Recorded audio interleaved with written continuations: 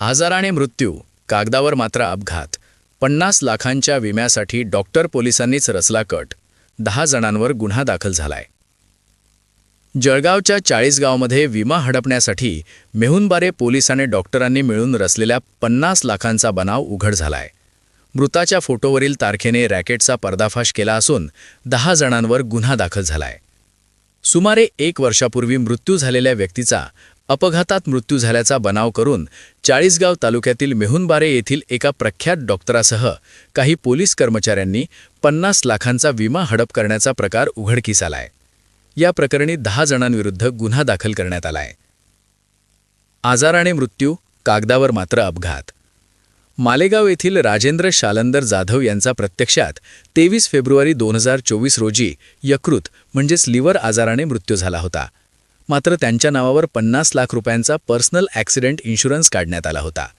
मृताची पत्नी अरुणा जाधव यांनी विमा कंपनीकडे दावा करताना 19 एप्रिल 2025 रोजी दैवत फाट्याजवळ 4 चाकी वाहनाच्या धडकेत अपघात झाल्याचे सांगितले.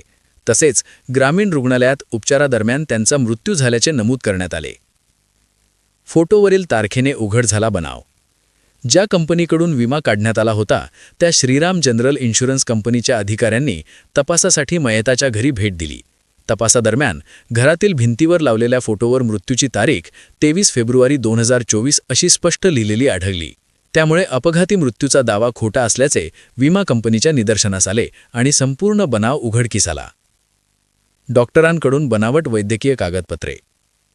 चाळीसगाव येथील डॉक्टर मंदार करंबळेकर यांच्यावर तसेच ग्रामीण रुग्णालयाचे तत्कालीन वैद्यकीय अधिकारी डॉक्टर मंदार बडेकर यांच्यावर बनावट वैद्यकीय कागदपत्रे तयार केल्याचा आरोप आहे.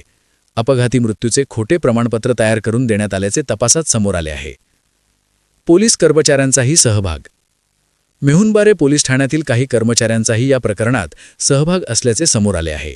पोलीस कर्मचारी महेंद्र पाटील, रवींद्र बत्तिशे, सचिन निकम आणि सुनील निकम यांनी अपघाताची खोटी FIR दाखल करण्यास मदत केल्याचा आरोप आहे.